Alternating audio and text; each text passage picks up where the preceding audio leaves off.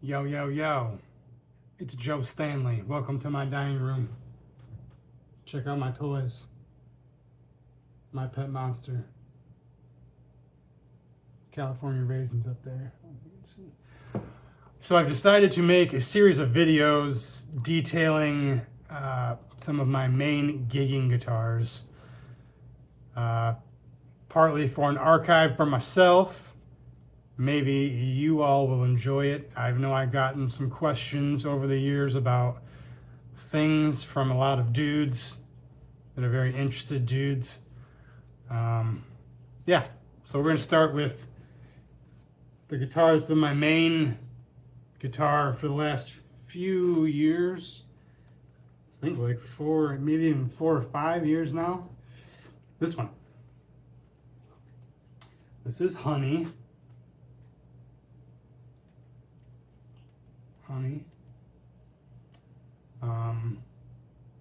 Story of Honey kind of begins with another guitar that was my main guitar during a different period in my life.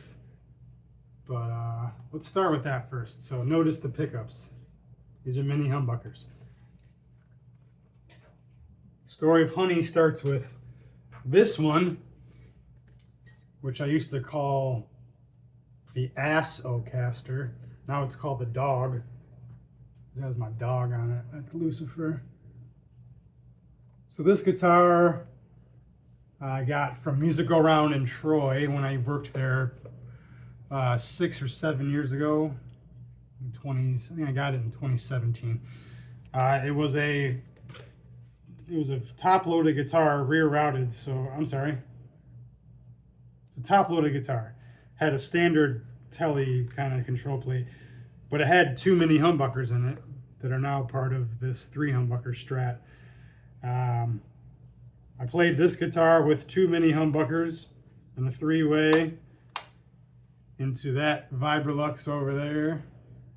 On my last record, Coming On Strong, it was just this guitar. Into that amp, it had a shitty neck on it. I was gluing in the frets because they were popping out every day before I went to any gig or studio session. But this guitar was special, you know.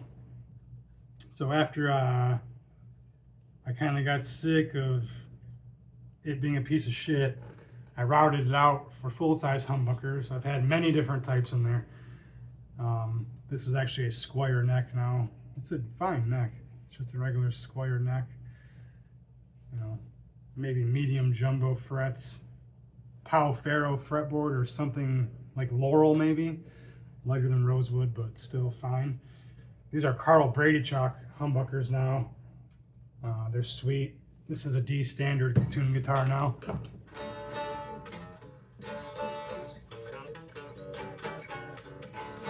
Yeah, this is sweet. But this guitar originally had the mini humbuckers. And it's still kind of a piece of shit, but I love it. So back to the guitar I spoke of earlier, Honey. This pickup and this pickup were in that thin line telly when I got it. What I didn't know right away is that this is from a 68 Firebird. It's a pretty valuable pickup. This is some no-name, also piece of shit. I think Alnico 5 mini humbucker. Again, it's not labeled or anything. This is a GFS, Guitar Fetish Alnico 5 humbucker. So I'm gotten ahead of myself a bit. Let's start. This body is from a Squire standard, I think made in Indonesia. Also, I purchased this guitar, this body. It had a neck on it when I got it from Music Go Round in Troy when I worked there. This originally came with a 2-point kind of American 90s style 2-point trim, just 2 studs. The bridge were kind of knife edge on, but those 2 studs had ripped through the body cavity, so everything was tilted forward and it was, you know, pretty fucked up. So I made a deal with the owner and got it for pretty much next to nothing. I plugged the 2-point holes. There's an L bracket under this that kind of holds the whole shebang together. Once everything was dry, You know, I put on this is a Mexican standard, they call them. Mexican standard bridge. It's 2 1/16 spacing, like modern spacing. And it's got a full-size steel block, which I like. These bridges are actually really nice. I have them on a few guitars. The body is made of basswood, I believe, or poplar. It is really nothing special at all, and it's nice and light. It's kind of doing this oranging here from being, you know, worn on. But it's a great body. I love it. I love the color. I've never been able to find one that's the same kind of color. Yeah. The pickguard is from Warmoth Guitars. It's a real celluloid pickguard, which you got to be careful around open flames and such with, because it'll burst into them. These come kind of translucent, but I backed this one with copper foil to kind of give it a iridescence, if you will. It looks sweet. This switch tip, I have no idea where I got it from, but it's yellow, and it fits on a, you know, American style stem, which is great. This mini switch here, which I'll get to its function of later, but it's a cool kind of tapered switch like you'd find on like an old, you know, jet airplane console or something. These are Gibson knobs. Yeah, so that's the body. This had many necks on it before I found this one. It had a American Standard neck from a Big Apple Strat on there, which was great, but the frets were fucked. So I had ordered a bunch of necks from Warmoth in the past, and they're great. They're kind of expensive, which, you know, whatever. But I looked on Reverb one day for a used Warmoth neck, and I came across this one. It's a maple neck, flat saw maple. It had a vintage, well, it still has a vintage nitro tint on it. I sanded off most of it on the back with varying grades of sandpaper and or steel wool and or whatever else. It's got the side adjustment for like fine tuning, you know, for your slight climate changes or what have you. It's a Powell Ferro fretboard, which is, it looks kind of like rosewood. At least this piece is nice and dark. Some of it can be weird and streaky. This piece is nice. The thing that drew me to it the most is the frets. I had never had a guitar with stainless steel frets. These are stainless steel frets, y'all. These are 6/115 size stainless frets, which are tall and wide and have a really high crown to them, which is great for bending especially. Yeah, bending on stainless frets is a different kind of experience. There's no resistance. You can just, it's great. So LSR roller nut, it was already equipped with this when I got it, and I'm used to these from my other main guitars in life. I've all kind of had these. My main guitars for the last 20 years at least. They're great. I had to shim it up recently because I switched to lighter strings. But yeah, I already routed for Fender style tuners. These are Fender locking tuners, staggered. No string tree. Most of the time with these, you don't need a string tree. This one just worked out great. It's I believe 1.11" nut width, which is pretty modern, I guess. Keeps the strings in off the edge of the fretboard a lot, which I like, because I get wild on the vibrato sometimes, and you don't want to come off the edge. I don't want to come off the edge. So yeah, what else? I use these raw vintage springs, which are lower tension.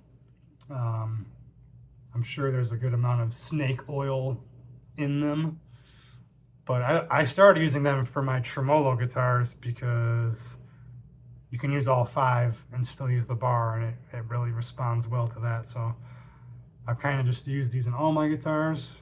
I like them. Yeah, standard. This is a piece of shit neck plate. The neck bolts are stainless bolts, so I don't strip them out, taking the neck on and off. What else? Yeah, so I put the neck on this thing, and immediately, I mean, it fit in there perfect. It's snug in the pocket.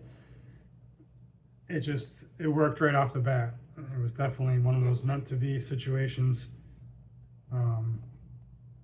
Yeah. So back to the pickups. When I had these two in that thin line telly, the middle position was out of phase, which I loved, and that was a big part of my sound with that telly and on my record, and became a big part of my songwriting. It's just a funky sound. It sounds like an old ES5, like a T-Bone Walker kind of sound.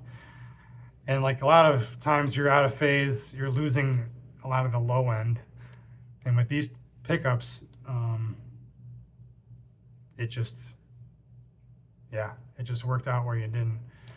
So unfortunately, once I swapped into this, I could never get this pickup to work as a neck pickup to do that out of phase. So I went through a bunch. I found this GFS Alnico 5 that sounds identical to when these two were out of phase, and these are out of phase. It's great. I was really worried about not having the same sound, but it's identical, and these are cheap as hell. So 68 Firebird mini humbucker, no name Alnico, hopefully mini humbucker, GFS Alnico 5. Yeah. So I'll just go through the pickups real quick. This is the neck pickup.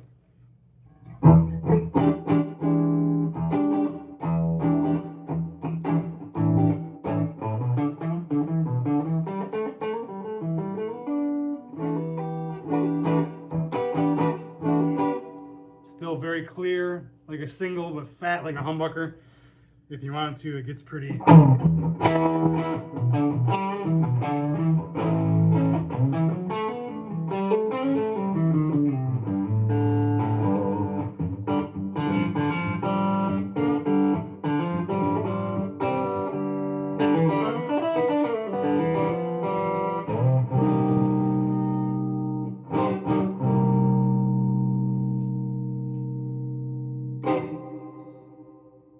Position 4 is kind of weird and out of phasey maybe, but still sweet.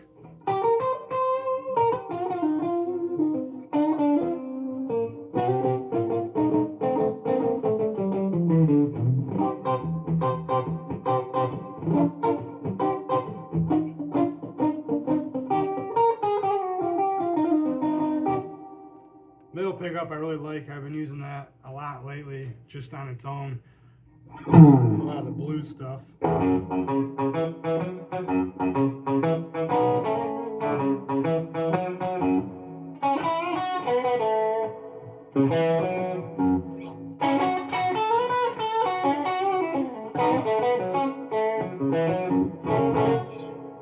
Very single coily, very stratty to me. Yeah, but fatter. Position 2 is also weird. But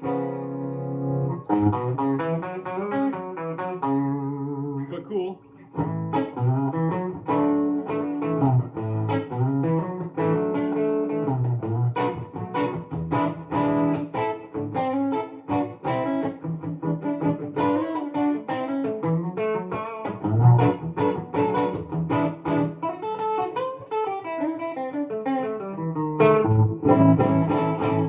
To me, it sounds like you're kind of rolling through a parametric EQ or something. The bridge pickup is badass. It's like a fatter telly sound to me.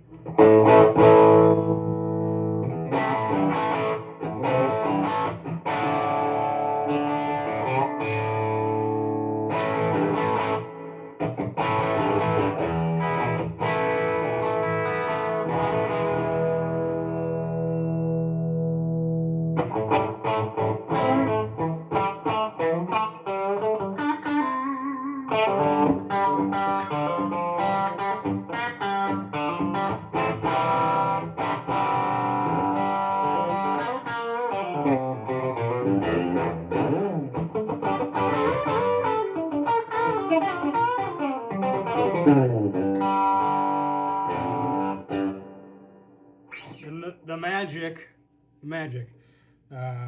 My favorite sound on any guitars that I own is this out of phase. So this mini switch, which I have on a lot of my guitars, gives you the neck and the bridge together, which you can't get on most Strats, or all three if you put it in this position here. Remember that? All three. So this is the out of phase sound that, yeah, I play a lot.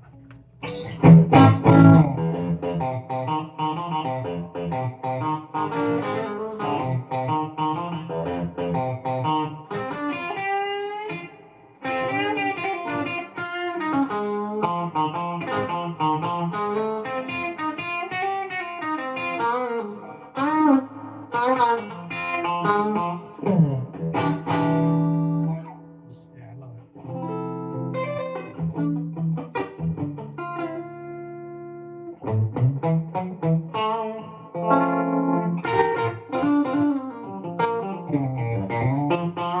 Again, it has the low end, which you lose a lot. Usually, you lose typically from having an out of phase pickup pair. Just the low end tends to go away. This, I think it's to do with this pickup, because like I said, these two were the original ones in that thin line. They were out of phase. Now these two are out of phase, but still have that same low end presence. So I think there's something to do with this, which I love and makes me nervous because I want to be able to reproduce that at some point soon, just in case something goes awry. But yeah, the out of phase is the shit. It's funky as hell.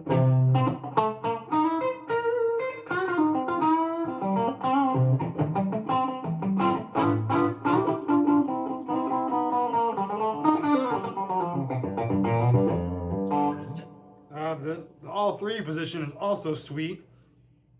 I feel like it's very close to the bridge and neck out of phase, but a little darker maybe. Definitely is quieter.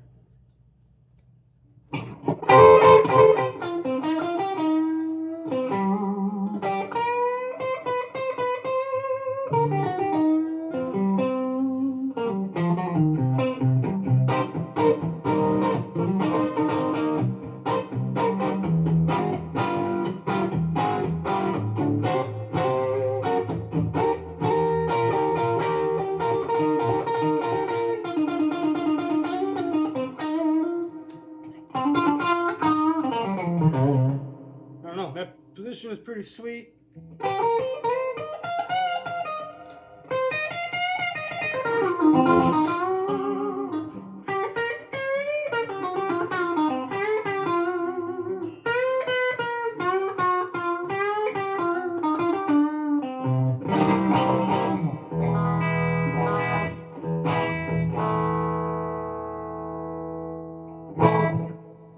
I tend to keep the tone rolled back on this to about 8. As a habit with all my guitars, I kind of keep the tone rolled back just a bit. Lets you crank your amp, you know, treble and or bass up on the amp a little bit, which for Fender amps will help drive the output a little bit. So what else? Strings. I used 10 to 46 GHS boomers for like 30 years. I switched to D'Addario strings a couple years ago. I was using their NYXL 10 through 46, which are great. They are expensive. About 4 or 5 months ago, I switched to 9.5s. D'Addario regular nickel 9.5s. 9.5 through 44. They're sweet. The bending is a lot easier. At this point in my life, I'm trying to do things, you know, without resistance. when I was younger and drunker and more on drugs. I got a kick out of the fight. You got to fight for your tone. I'm sober and not trying to have things be hard on me anymore. But yeah, you can do all the two-step, step and a half bends. I can a lot easier.